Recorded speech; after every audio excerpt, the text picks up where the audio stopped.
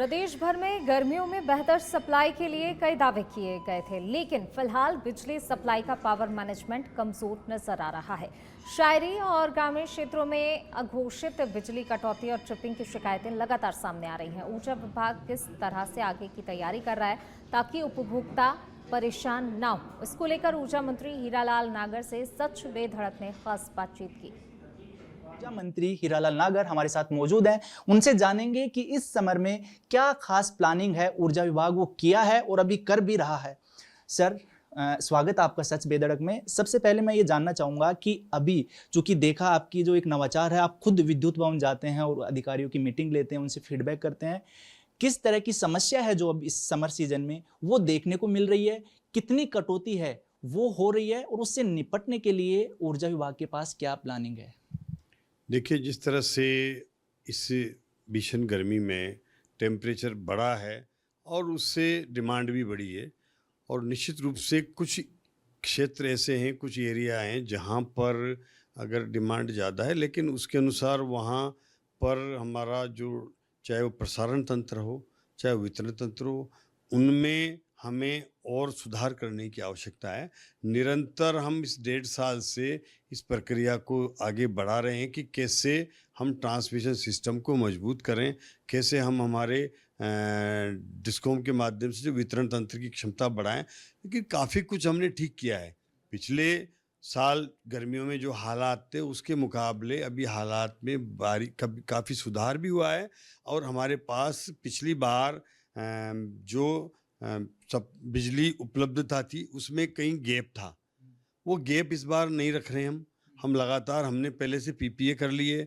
हमने जो पुरानी सरकार ने जो बैंकिंग किया था, बैंकिंग नहीं किया, तो वो भी हमारे पास उपलब्ध है, क्योंकि हमने उस समय सर्दी के समय जब हमारे को रबी में ज़रूरत थी तब खरीद के हमने अपनी डिमांड को मीट आउट करके और उसको पूरा किया। तो आज वो हमारे पास उपलब्ध है, बिजली तो हमारे पास है, लेकिन उसको ट्रांसमिशन की कुछ ओवरलोड लाइनों की वजह से जब ज़्यादा डिमांड आती है तो कुछ क्षेत्रों में हमें कुछ समय के लिए बिजली काट करके और उस बैलेंस को, लोड को बैलेंस किया जाता है। उसके लिए कहीं कहीं कुछ क्षेत्रों में मैं मानता हूँ कि कुछ कमियां हो सकती है, लेकिन ओवरऑल हमारी स्थिति आज बिजली की उपलब्धता की वजह से कोई हमें कटौती नहीं करनी पड़ रही है, कोई लोड शेडिंग नहीं करना पड़ रहा है। लेकिन सिस्टम को मजबूत करने के लिए, सिस्टम को बचाने के लिए कहीं कोई ट्रिपिंग आती है तो वो कुछ थोड़े समय के लिए आती है, और कोई फॉल्ट हो गया, कहीं पर ट्रांसफार्मर जल गया, क्योंकि इस डिमांड के वजह से, ज़्यादा डिमांड की वजह से जब हीट होता है, ऑयल गर्म होता है, केबलें गर्म होती है, कहीं न कहीं कुछ सिस्टम में जो ओवरलोड की वजह से कमियां होती है, उसकी वजह से भी कहीं मतलब फॉल्ट होता है, तब बिजली जाती है। तो उसकी हमने निर्देश दिए हैं कि तुरंत वहाँ पर हमारे अभियंता उपलब्ध रहें। अभियंताओं को निर्देश दिए गए हैं कि कोई भी अपने हेड क्वार्टर को ना छोड़ करके और इस भीषण गर्मी में वहीं उपलब्ध रहे, ताकि कोई भी फॉल्ट आता है, कोई भी समस्या आती है तो तुरंत उसका समाधान किया जा सके। तो सीधा सीधा ये है कि फिलहाल जो राजस्थान में बिजली में कोई कमी नहीं है, थोड़ा सिस्टम है वो अपडेट होने में टाइम लग रहा है। दूसरी तरफ जब लोड बढ़ता है तो इस तरह की ट्रिपिंग हो रही है। कितनी डिमांड राजस्थान में अभी है वो देखने को मिल रही है, और क्या बाहर से भी बिजली खरीद की हमें ज़रूरत पड़ रही है? क्योंकि ऐसा देखा गया है कि 10 रुपये प्रति यूनिट ज़्यादा में बिजली हम खरीद रहे हैं अभी। देखिए, हमारे पास जो उपलब्ध हमारे उत्पादन के संयंत्र हैं, उनको निरंतर पूरी क्षमता से चला रहे हैं, और उसके अलावा भी अगर हमें फिर डिमांड ज़्यादा बढ़ती है तो उस समय हम एक्सचेंज से भी खरीदते हैं। हमें शॉर्ट टर्म पीपीए भी कर रखे हैं। हम अभी हमारे गैस टरबाइन को भी चला रहे हैं, ताकि वहाँ पर भी जब कमी रहे तो उनको गैस पे आधारित जो हमारे संयंत्र हैं उनको भी चलाएं, ताकि चाहे उनकी बिजली हमें 12, 13, 14 रुपये तक की महंगी दाम में पड़ती है, लेकिन हमारी पहली समस्या उपभोक्ता को पर्याप्त मात्रा में सुचारू रूप से बिजली उपलब्ध कराना है। शहर के अलावा जो ग्रामीण क्षेत्र, वहाँ बहुत ज़्यादा ज़रूरत रहती है बिजली की, वहाँ पर कटौती की ज़्यादा समस्या जो है वो सामने आ रही है। चूँकि आप सीधे जनप्रतिनिधियों से जुड़े रहते हो, क्या इस तरह की शिकायतें हैं, और अगर हैं तो किस तरह से उनको डील किया जा रहा है ताकि ग्रामीण लोगों को खासकर परेशानी ना हो? देखिए, क्या हो रहा है, जितनी स्पीड से हम हमारा इंफ्रास्ट्रक्चर को इम्प्रूव कर रहे हैं, डिमांड उससे कई गुना तेज गति से बढ़ रही है। और जब आप समझिए कि कोई बिजली की डिमांड कहीं बढ़ती है, बिजली की कंजम्पशन अगर बढ़ता है, इसका मतलब वहाँ पर हमारी प्रगति हो रही है।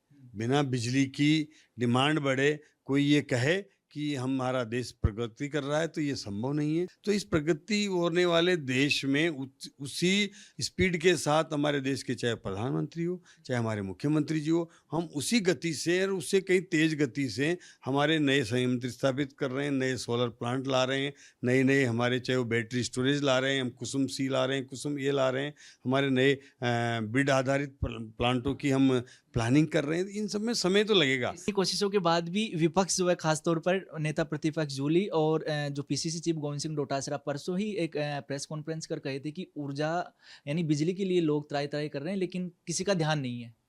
देखिए, मैं दोनों चाहे हमारे कांग्रेस के नेता प्रतिपक्ष हों या कांग्रेस के प्रदेश अध्यक्ष हों, वो हमसे आकर के खुली बहस कर ले।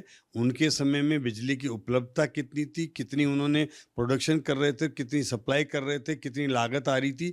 हम उनसे ज़्यादा प्रोडक्शन भी कर रहे हैं, उनके समय से ज़्यादा बिजली हम सप्लाई भी कर रहे हैं और उनसे ज़्यादा हमने ये बचे हुए इस 9 महीने में, जब आपने देखा होगा पिछली गर्मी में क्या हाहाकार मचा था, उसके बाद इतनी शिकायतें इस बार नहीं है। कुछ शिकायतें हैं लेकिन उतनी नहीं है। हमारी पूरी रबी के सीजन में, सर्दियों में हमने जो बिजली दी, बिल्कुल भी शिकायत कहीं से नहीं आई और किसानों में ये खुशी रही कि पहली बार वर्षों बाद हमें लगातार 6 घंटे बिजली मिली है। ये किसान खुद कह रहा है हमारी बिजली इस बार कटी नहीं, कटी है तो उतना भरपाई दोबारा हमें 1 घंटे काटी है तो 1 घंटे एक्स्ट्रा दी है, ऐसा पहली बार हुआ है। तो ये सब हो रहा है और दिन में बिजली दी हमने करीबन 70% उपभोक्ताओं को, कृषि के को, और बाकी बचे हैं हमारे 30%, उनको भी आने वाले साल भर के अंदर हम दिन में बिजली देने लगेंगे। तो ये सब काम हम कर रहे हैं, लेकिन इनके समय में जो इनकी कमियां रही ये डिस्कस कर लें।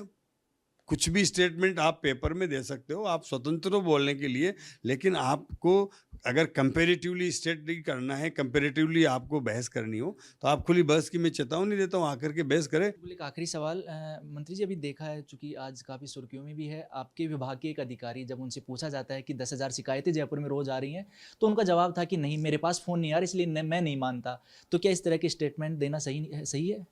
देखिए, शिकायतें तो कॉल सेंटर पे आती है। निश्चित रूप से गर्मी बढ़ी है और कंजम्पशन बढ़ा है तो ट्रिपिंग भी बढ़ती है। कहीं न कहीं घरों में भी हमारे लाइट के कुछ व्यवधान आते हैं जिसकी वजह से शिकायतें आ रही है।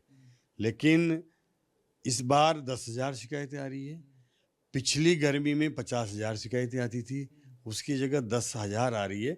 मतलब काफ़ी कुछ शिकायतों में कमी हुई है। किसी को भी जवाब देने में अपनी एक संयम बरतना चाहिए और अगर शिकायत वहाँ आ रही है कहीं कॉल सेंटर पे तो निश्चित रूप से उसको देखना भी चाहिए। अपडेट ऊर्जा मंत्री जी, मैं यही कहना चाहूँगा, आप इतनी शिद्दत से जवाब दे रहे हैं तो एक अधिकारी को भी ऐसे ही जवाब देना चाहिए।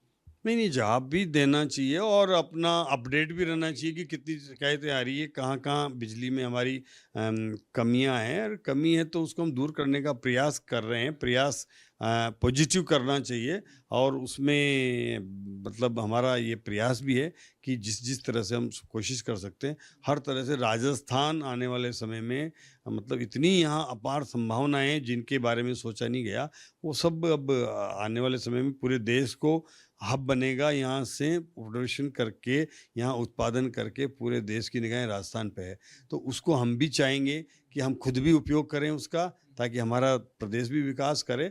वीडियो जर्नलिस्ट दिनेश के साथ सुनील यादव, सच बेधड़क, जयपुर।